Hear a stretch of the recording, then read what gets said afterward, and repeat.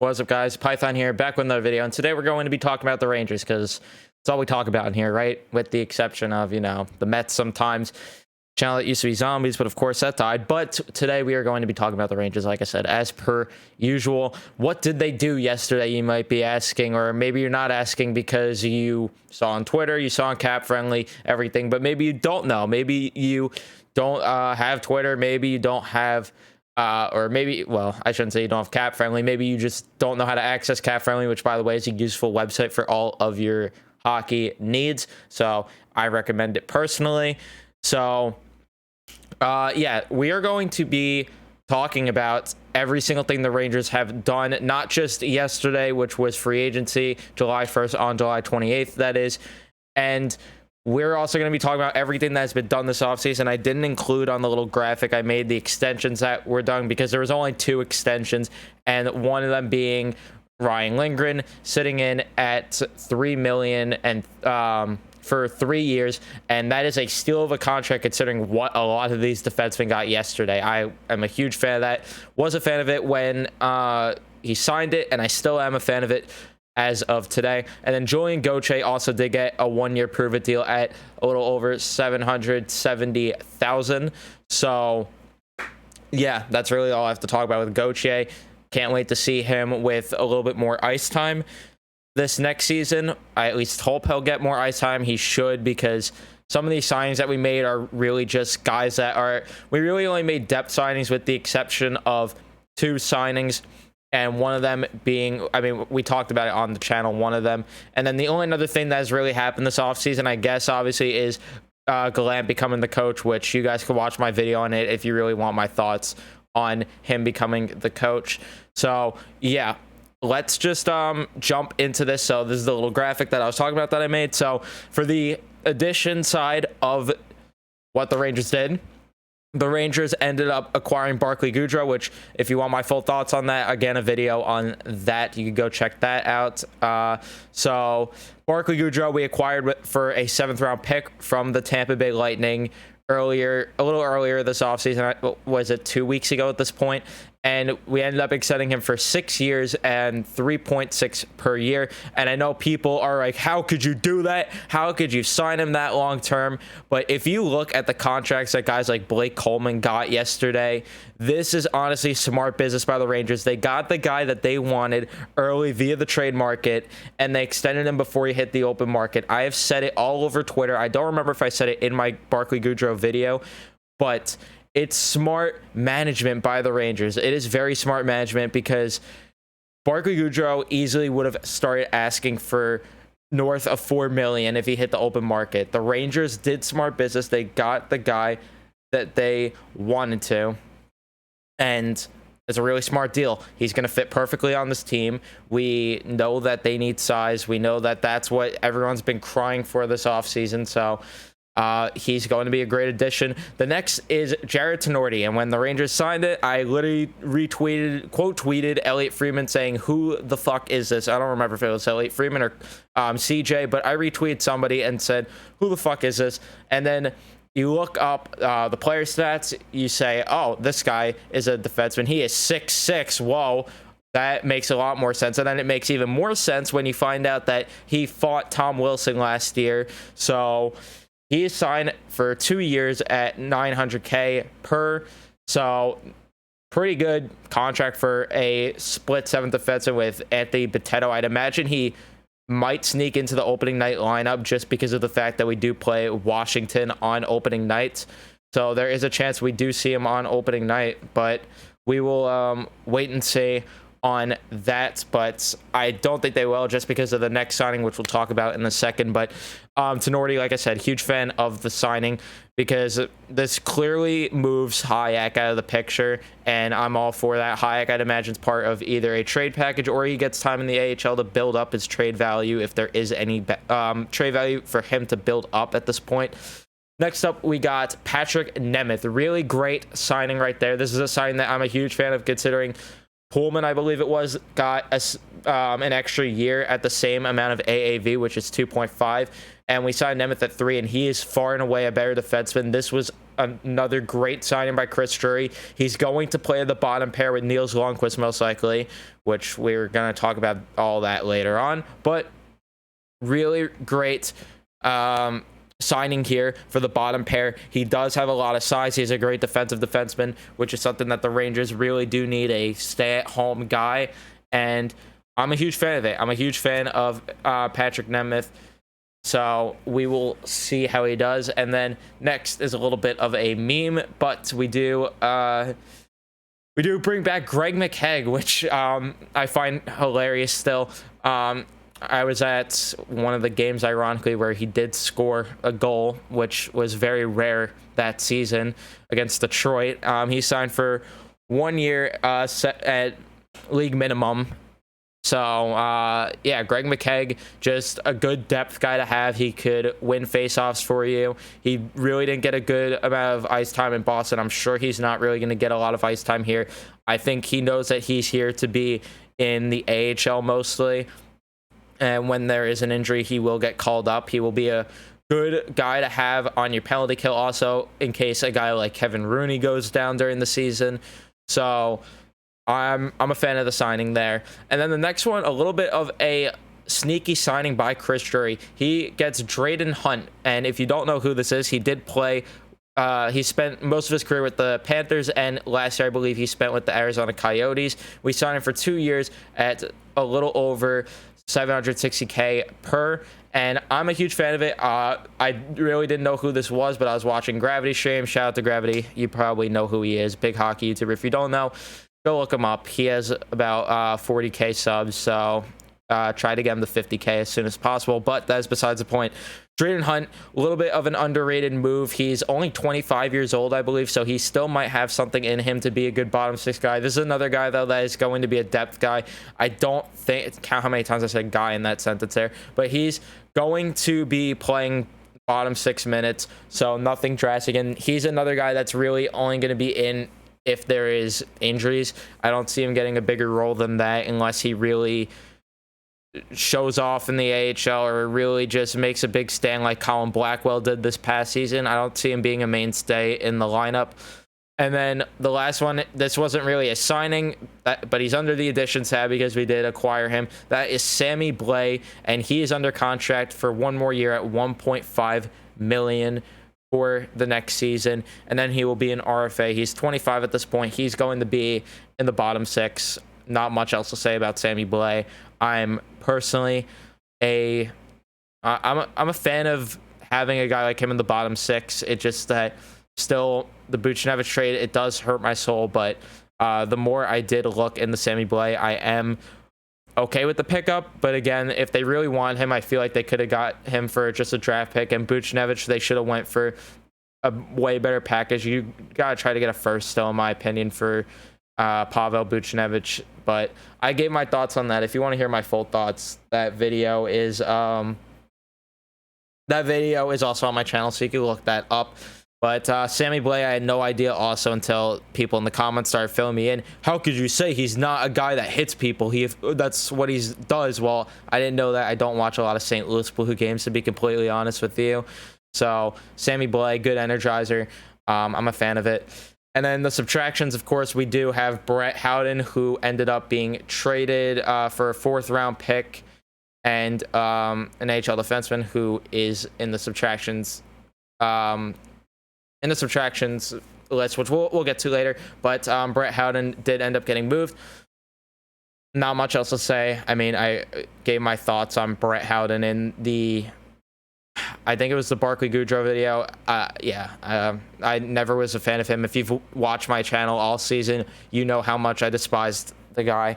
But, as much as I hate him, obviously he's probably a good guy off the ice, I'd imagine. So I do wish him nothing but the best in Vegas, but don't see much in him. I really don't at this point. Next, Tony DeAngelo. This was inevitable that we were buying him out. The question was which team was going to take a flyer on him, and the Carolina Hurricanes did, for $1 million for next season. So not much else to say with DeAngelo. He's getting another shot with a different team. That's all we could really say. And it is kind of funny that it is the Canes, considering that Sebastian Aho goal in the bubble last year. So Yeah. Next, a guy that I'm actually kind of gonna miss in the bottom 6, Phil DiGiuseppe. He kind of grew on me a bit. I wasn't a fan of him getting more ice time, obviously, than the younger guys, but that's not his fault. That is the moron David Quinn was as a head coach. But Phil DiGiuseppe, I'm gonna miss him as a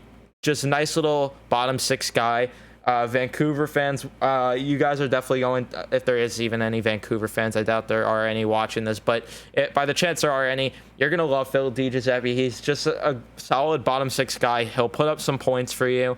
Doesn't really have a lot. He doesn't really throw a lot of hits around, which is kind of a problem with him, I guess you could say. But Phil DiGiuseppe, I'm going to miss him. He's good scoring depth, so wish him nothing but the best in Vancouver, but it had to happen because there really wasn't a spot for him in the lineup coming into this next season. And then next, we know about Pavel Buchnevich. We know that he was traded for a second and Sammy Blais. I'm not going to go into detail really with Pavel Buchnevich. Like I said, I have my video on that, so go check that out if you haven't already. So all I'll say is I wish nothing but the best for Buchnevich in a Blues jersey. I fucking love the guy to depth, but this is another move that just had to happen just because of salary cap reasons. So, yeah, that's just my thoughts on that. My brief thoughts. The rest go to the video. And then Nick DeSimone, if you're wondering who the hell that guy is, he didn't play in Hartford last year. That is the guy that I was talking about that we did end up getting in the Brett Howden deal. He did not end up staying, which was expected. He is now a member of the Calgary Flames. So, not much to say about him, just because he really didn't have a role on this team. He never even played a game in Hartford for us. So those are the additions. Those are the subtractions that I'm personally a fan of both. But now let's get into what I personally, this is not going to be the lines for next season. I personally want the lines to be, this is, of course, if there is a Jack Eichel trade, then, you know, that is going to completely change the game here. But, these are the lines as I'm doing this based on if Jack Eichel is not a Ranger, and everything that has happened this offseason is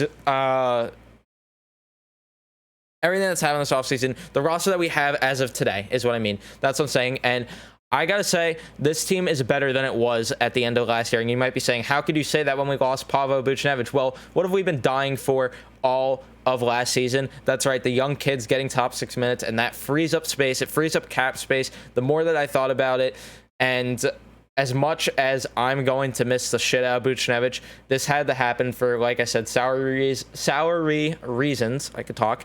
And to get the young guys into the top 6 and to fix up the bottom 6. So let's get into what I think the lines personally should be next season. So the first line, Panarin, Strome, and Kravtsov.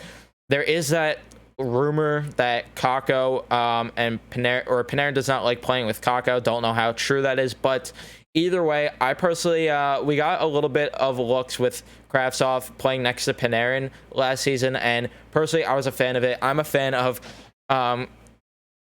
I was a fan of that when they decided to move down Blackwell a bit, and you know, David Quinn juggling the lines the way he did.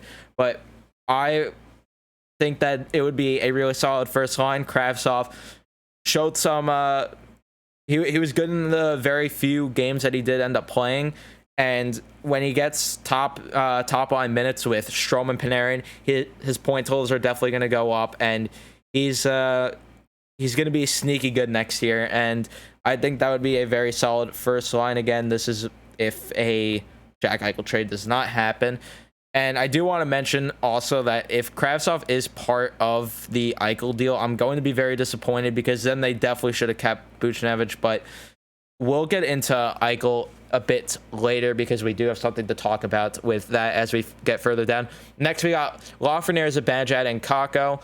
So LZB, that's the line that I personally wanted going into next year as the top line, or the, I guess you could say, the 1B line, because it was really a 1A, 1B with Panarin, Strome, and then whoever was on the right wing, and then LZB personally instead of KZB. I thought that looked better down the stretch last season. Lafreniere getting time with Zibanejad. Lafreniere was just a different player, completely different player in the second half of last season, and he really showed why he was a first overall pick in the second half. And I'd imagine he's going to, with a full training camp, with a full preseason, he's going to have a way better season, and it's going to be a completely different guy that we see this season, especially playing with Zibanejad and actually getting top minutes because David Quinn isn't here. And I'd imagine he gets some looks on the power play since Buchnevich is not here anymore. So I'd imagine he does get some looks on the power play along with a couple of these other young guys, which is going to be nice to see.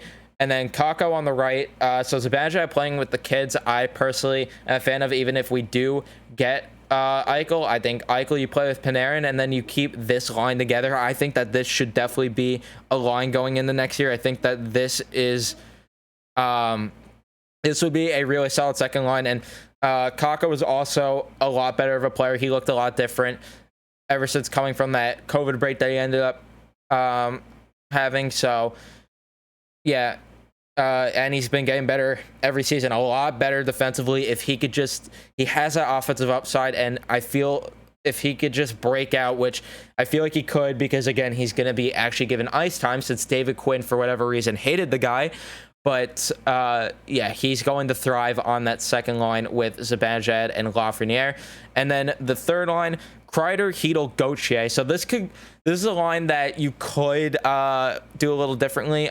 I know people might want Kreider on the right and then Goodrow on the left side of that, and then you move Blade on to the left on that bottom line with Gauthier on the right. But personally, I think that this would be a really great line. This is a combination of skill and size, with the exception of Hedl. I wouldn't say him with size, but having Gauthier and Kreider just open that ice space up for Hedl, I think it will allow Hedl to really break out. This is, again, if he's on an Eichel deal, but I'm going to stop saying that about everything. But this will, I think this would be a very solid third line. You get skill, you get size in this line, and I personally think that this would be a solid third line, like I said. And then the fourth line, Goodrow, Rooney, Blay. This would be a true shutdown, get-in-your-face line. Rooney might thrive with Goodrow and Blay. Seeing them hit, it might hunger him to throw some hits out, and I think that this would be a really great fourth line. Rooney, of course, can win a lot of faceoffs. They do all have a little bit of offensive skill, but they're mainly going to shut down and just tear down the other teams, or wear down the other teams and tire them out. And I think that this would be a very solid fourth line. And then this is another thing where, God forbid if you have an injury here, let's say Hedl gets hurt like last season, which obviously we hope not, then Rooney on your third line, and then you put either Morgan Barron or Greg McKegg there on the fourth line. You have some depth there now, which I personally like. And then the defensive pairs, which is a little more easy. This is just what it's going to be next year. The forward lines is just personally what I would like. The defensive pairs is what it's actually going to be next year. So Lindgren, Fox on that top defensive pair. We know how that defensive pair is. They're both only getting better, and that's hard to say since Fox just won a damn Norris, but they're both super young and only getting better still. Fox winning a Norris at this age, imagine how he's going to be in his prime. He's just going to fucking love the guy. And then same with Lindgren. Love both of them. Love that defensive pair. The second pair, Miller and Trouba. Really great defensive pair throughout the season. We saw how Miller was without Jacob Trouba when Trouba was out for some time and when he was out at the end of the season because of Matt Martin's hit on him, giving him a concussion. So Miller is going to thrive with Trouba again. We know how this defensive pair plays. And then the bottom pair will be a new defensive pair. Yes, no longer Anthony Bitettos, Brendan Smith, Tony DeAngelo, and then who else did we have? Oh, Jack Johnson. How could I forget? And Libor Hayek. No more of those guys on the bottom pair. It will be Patrick Nemeth and Niels Lundqvist. And then this is where the depth comes in with Tenorti, where if you do have an injury, you have a little bit more depth to work with. And also with having Zach Jones in the system, he's a lot better of an option than Libor Hayek, Anthony Bitetto, which Bitetto, I know I said will probably be the seventh guy with Tenorti, but personally, I don't see why you would play Bitetto over a guy like Zach Jones, especially if Jones is thriving in the AHL, which I expect him to. So we're going to have to see. And It does intrigue me, though, with Nemeth being signed to a 3-year deal and Zach Jones kind of not having a spot now. It does intrigue me to see if Jones is maybe part of a future Jack Eichel trade, or maybe part of a trade for a second-line center. Who knows? And then the goaltenders, of course, Igor Shesterkin. It is his net, and he proved it last season. Last season was the question of, I didn't think it was a debate last season whose net it was going to be, but there was the question of whose net is it. It's going to be a 1A, 1B with Shesterkin and Georgiev, and Shesterkin clearly far and away was better and definitely won the job for the starting goaltender. The only thing that really was concerning was that no contact injury that he got, and there are questions already of his health, but yeah, that it is a little concerning. And then next we have Georgiev, and there's a question mark next to his name because he's not going to be here next year. He requested a trade apparently, which just completely came out of nowhere. Frank Cervelli just was randomly tweeting and he just mentioning goalies, and then I just see Georgiev requested a trade next to his name, and it's just like, what the fuck? But I was a little confused as to why he requested a trade, but apparently he wants to be a starting goalie elsewhere. And by the way, the Buffalo Sabres do not have a goalie, and this is where I said I would mention a Jack Eichel trade. And based on everything yesterday, the Rangers, I mean, they were the front runners, and they now definitely are. The only other team that could fit him really into the salary cap is the Anaheim Ducks, but I don't think Anaheim's going to have the assets, especially when Buffalo does need a goalie and Georgiev wants to be a starter. That's a guy right there that could be a main part of the package. And then you have Keith Kincaid as a third goalie, who I think personally will end up just being the backup goalie since Georgiev is requesting a trade. So the Kincaid signing is looking a lot smarter now, but Georgiev, I'd imagine, is part of a Jack Eichel trade just because if that trade does end up happening. But you'd have to think that based on the moves that the Rangers did end up making yesterday with all the salary cap that we do have, you'd have to think that an Eichel trade's happening because you have Georgiev who requested a trade. Buffalo does need a goalie. You have now Patrick Nemeth, who's taking up that left side along with Miller and, of course, Ryan Lindgren. And those guys are here for a very long time, especially Lindgren and Miller. Lindgren just signed an extension, so Jones could potentially be part of a deal. You do have Strome, who is taking part of the cap up. He could be part of a deal, or maybe Phil Peedle is part of a deal. You have a lot of pieces to work with right now. And then personally, I think that the Rangers should just give up Braden Schneider. I never was a fan of the pick. I know it's tough for some fans to hear it, because I know they like Braden Schneider, but realistically, you look at the right side of the defense. Fox is, of course, going to be here long term. You have Jacob Trouba, who unfortunately is locked up on the contract that he is. And before people get in the comments and tell me, oh, you're just a Trouba hater. No, I like the guy, just not at $8 million. I really do not like the $8 million cap hit. But again, that's where I give the benefit of the doubt that the cap was supposed to go up, and the signing would look smarter as the years go by. And then you have Niels Lundqvist, who I think is going to end up being a really great defenseman. So that's where I see Braden Schneider being part of a package. And the Rangers just have so many pieces to work with here that it just get it done. Get it done already. I didn't want an Eichel trade to happen, but now I kind of do. And they have plenty of assets to work with. And then I didn't mention it with the line page pulled up, but Shesterkin and Hedl both are unsigned RFAs, but I'd imagine both of them sign unless Hedl is part of a Eichel package. And I think that's why he hasn't signed yet, because I think that maybe they want to give Buffalo a chance to sign him to whatever they want to. So we'll wait and see on that front, but let me know your thoughts on what the Rangers have done this offseason in the comment section below. I hope you guys enjoy. Leave a like if you did. Subscribe if you guys are new, and enjoy the New York Rangers, because we're going to be talking about the Rangers all offseason. We're going to, of course, do the game reactions next season, and that's where I absolutely flip my shit all the time. So if you do like a Ranger fan that gets mad, yeah, this is the channel for you. But thank you guys so much for watching, like I said, and I'll see you guys in the next one.